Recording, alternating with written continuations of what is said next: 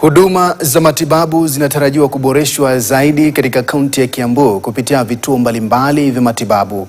Hii ni baada ya serikali ya kaunti ya Kiambu kuzindua vifaa vipya vya matibabu vyenye thamani ya zaidi ya shilingi milioni 200 ambavyo vitasambazwa katika hospitali na vituo tofauti vya afya katika kaunti ya Kiambu.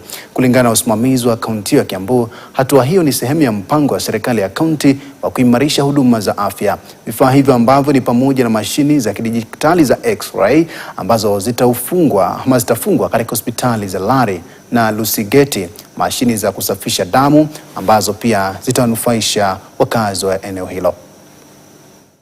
Lali, Kiambu, Thika na Gatodo zinaenda kupokea mashini zao.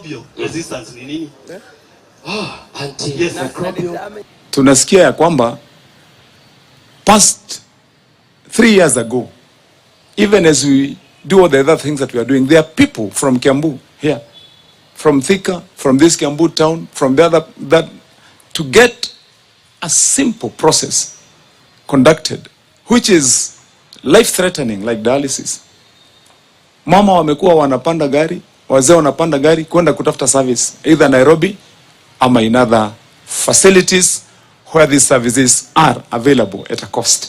We have 8 brand new machines. There are also other 8 around the way. By the end of the day today, Your Excellency, once you give these blessings, these machines are going to be installed in Thika and Gatondo. And tomorrow, in fact tonight, anybody who requires dialysis will get fresh, new, quality dialysis without any question of functionality. Kina mama, vijana na watahiniwa wengine waliofaulu katika mtihani wa kesi